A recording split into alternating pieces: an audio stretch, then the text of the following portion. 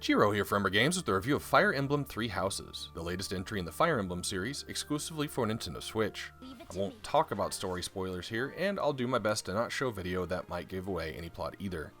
The Fire Emblem series is one that sort of rests on the fringe of mainstream Nintendo first-party games, being a strategy RPG or tactical RPG to some, and previous entries being pretty hardcore, being one of the most notable franchises to include the concept of permadeath.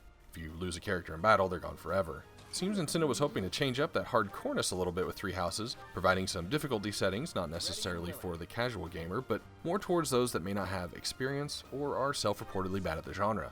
Well, first let's clarify, strategy RPG can mean a lot of things to a lot of people. For this review's sake, we'll say it means that the combat is turn-based, on a grid where each of your party members have movement points and you take turns positioning them and then performing an action. While the series has always stuck close to this for combat, the games surrounding these combat situations of Three Houses put you in the shoes of a professor at the Officers' Academy in Garrigmach Monastery, and from what I had researched, Intelligent Systems, the internal company responsible for most entries in the franchise, were seeking a way to breathe new life into the games, and thus co-developed this iteration with Kai Tecmo.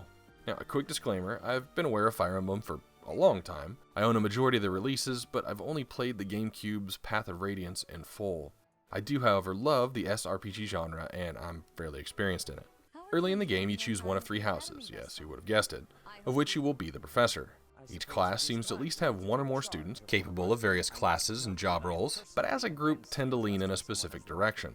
Now, all the people I follow on Twitter and articles I was reading put the Blue Lions and Black Eagles on this pedestal, so of course I had to choose the third house, Golden Deer, as mine. And right off the bat, that decision changes your story, with up to 4 possible paths and ending totals that I'm currently aware of. Now, while a lot of people immediately gravitate towards thinking Harry Potter when they see and hear this setup, the game actually plays a little bit like, and reminded me more of, Shin Megami Tensei Persona. The classes and lectures themselves are just fairly automated, or just watching some numbers being poured into specific student skills, but you spend your day off walking around the monastery, talking to students, staff, and guards, and building relationships. You get a new story mission that is executed at the end of every game month, kind of like it's your deadline, and the game is tracked on a calendar. As you interact and fight beside your party members, you'll level up relationships between them, which is a pretty long-standing tradition in this series, and as they reach new thresholds and rankings between them, you'll be treated to a support cutscene showing their more personal side. And Three Houses really shines here. The characters' backgrounds, their diversities, while a lot of them start off, and some stay spoiled brats, you really feel like you're getting to know the characters, and each of them have reservations and motivations. The even crazier part, as I'll touch on in a minute, is that you can recruit students from other houses to join you, and you'll even see scenes between specific characters for these. There's just so much thoughtfulness, and it shows. Every character has access to and can learn any skill. Skills include brawling, swords, lances, axe, bows, reason, faith, horseback riding, flying mount riding, etc. Students do have strengths and weaknesses when it comes to skills, though, making the learning process faster or slower. A character's class also speeds up the learning process, giving bonuses to the points added for using a skill in a given turn in combat. Ranking up the skill from E to E+, D to D+, all the way to S+, unlocks abilities and bonuses for them to use with it. Now you can manually teach during the week, draining a student's morale, in exchange for points into a skill. To move to the upper tier classes, your student has to take an examination, which consumes a seal from your inventory, and their chances of succeeding can be seen and is based off how closely they are to those skill ranking thresholds. Once an examination has been taken to unlock a class for a character, they can switch back and forth between them at any time. Now, I will say this does strike a hang-up in this game for me. Now, I was min-maxing and keeping an eye on everyone's learning specifically so that I spread my class to get one of every unit type. But moving through the 4 tiers of classes, there's not really a solid progression path for all of them. While many classes can use a variety of the weapons available, they get bonuses to specific ones as a specific class.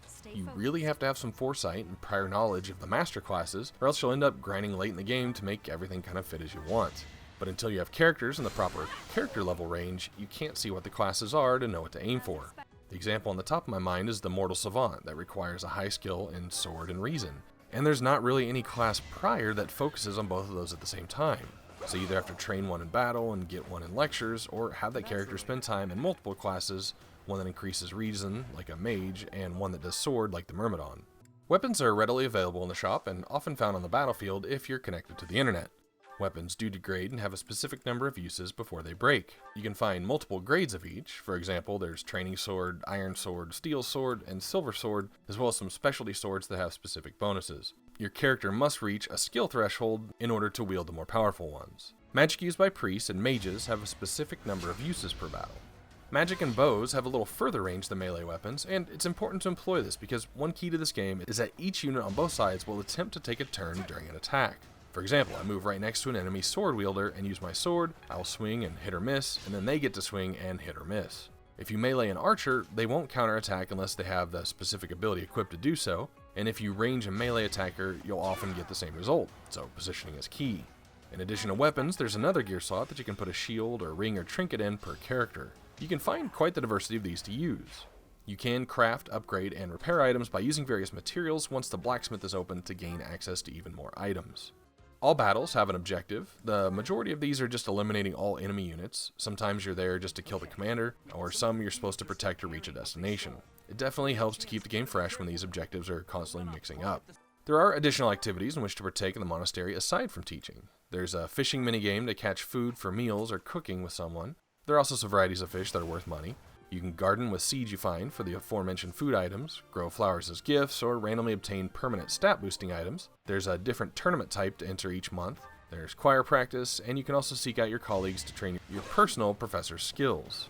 While you may think you want to focus on specific ones for battle, one key in increasing your professor's skills is the ability to recruit students from other houses into your own. But these require a specific relationship level, and each unique student looks to you for a level and 2 specific skills in weighing their decision whether or not they'll join you. As you explore each month, you'll often find quests from various people, some that ask for an item or some that ask you to go to specific battles in your off time. Anyway, a lot of the activities consume professor points, of which you're given an allotment on each free day, so your time spent isn't infinite. As you level up, your professor score will get a larger amount to spend free each day. Now, if on your free day you choose to do battles, you have a smaller time allotment here, and on normal difficulty, there are a couple of random battles you can pick from to not spend time points if you feel like you need to level up a bit. Most though, including the quest battles I mentioned before, as well as rare monster battles, will take a time point, so you're pretty limited on how many you can enter. I will say that I probably should have played this game on a harder difficulty, and I encourage anyone with SRPG experience to do so. One key element that I remembered and had to look up to make sure I was remembering correctly was that the old Fire Emblems had a paper, rock, scissors strengths and weaknesses between units in prior games. Lances beat swords, swords beat axes, and axes beat lances. In Magic, fire beats wind, wind beats thunder, and thunder beats fire. There really isn't much of a presence here of this at all. I mean, you do see brawling is weak against heavily armored units, flying units are weak to bows, but on the normal mode, it's kinda everything goes. A mage could take a sword hit and then counter magic and kill in one hit, and I didn't really grind too much either, if at all. The game's campaign took me about 50 hours for one playthrough. The story is full of twists and turns, and it's really well written. I can definitely see why people are working on multiple playthroughs from the different houses. During that 50 hours, I played like a Persona game though, trying to max out my time, thinking I wouldn't be able to get to all the activities, only to find that I hit max professor level around chapter 16 of 22, and had all the support relationships maxed out with my entire party around then too.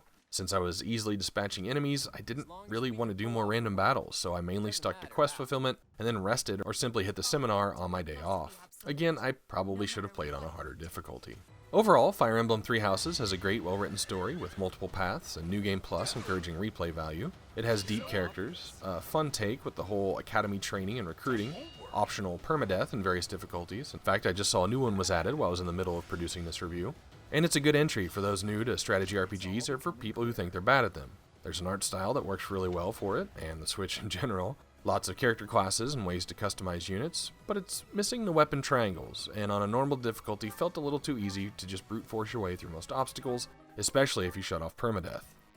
Rated as a strategy role-playing game, Fire Emblem Three Houses lands at an 82 out of 100 on a true 0 to 100 scale, where 50 is for average games. This is Chiro for Umbra Games. Thanks for watching.